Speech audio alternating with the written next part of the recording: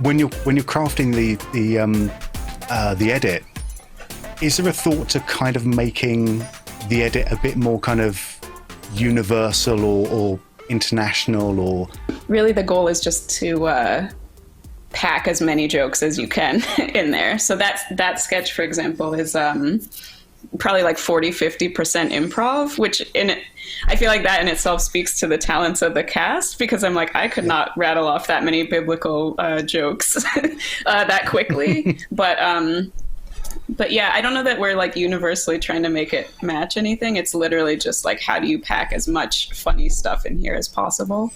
All three of the editors on season 2 have we all came from like an unscripted reality background.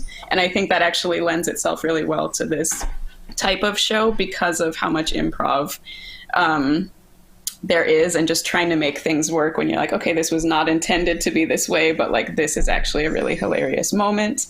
And I think, a lot of things like reaction shots are universally hilarious. If it's biblical jokes, I think everyone can kind of reference back to that in some capacity. So yeah, I think just making it as funny as possible is the overall goal.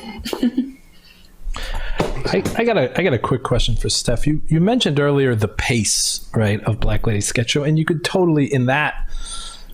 I mean, I've seen that 3 times, and I got jokes that I missed, the first 2 times, because it's this machine gun like pace. So is there a thought process into that of doing that on purpose, of just jam packing that in?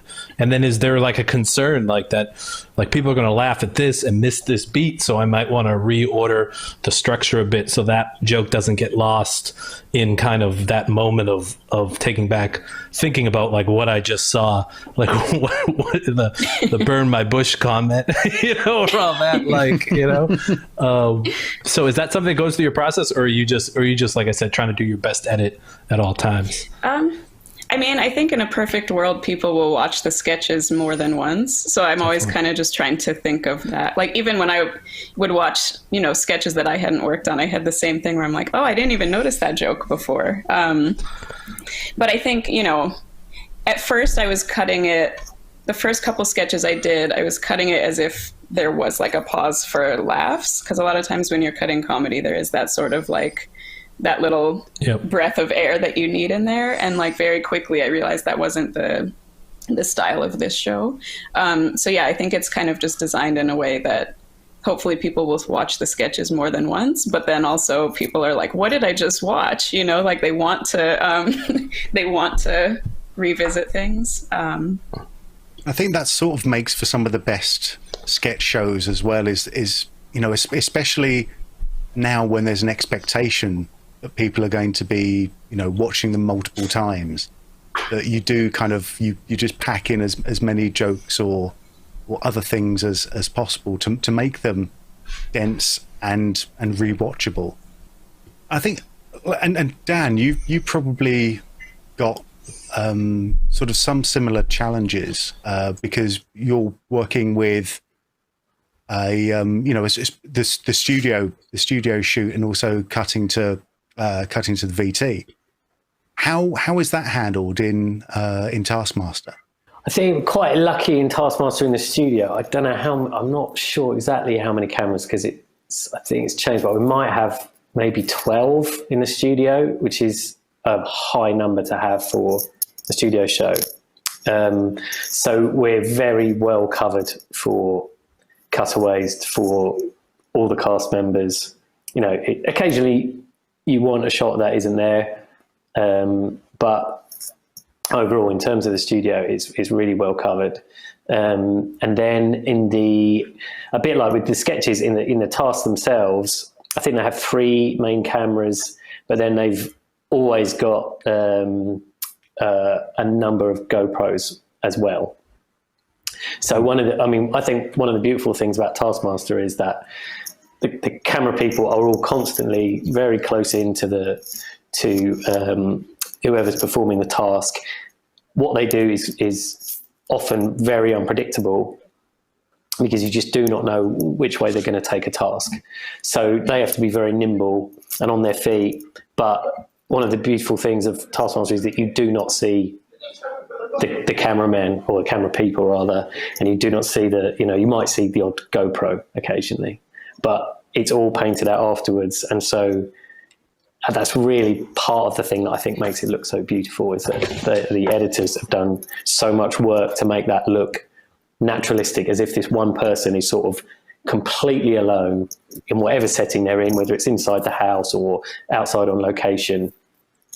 Alex Horn, the presenter, is off camera sometimes a bit on camera, so you might hear him, but generally there's that real sense of they are alone at that point, and they have got to solve this task in 15 minutes, which and it's covered so beautifully and with incredible camera work. I've got a fantastic director on the show, Andy Devonshire, who's just a genius.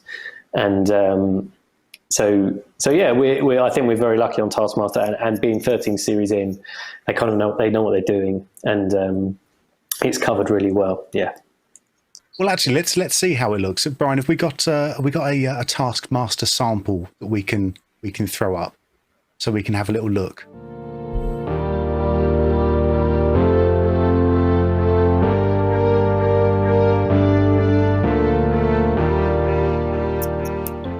Oh God! I mean, that was from season 10.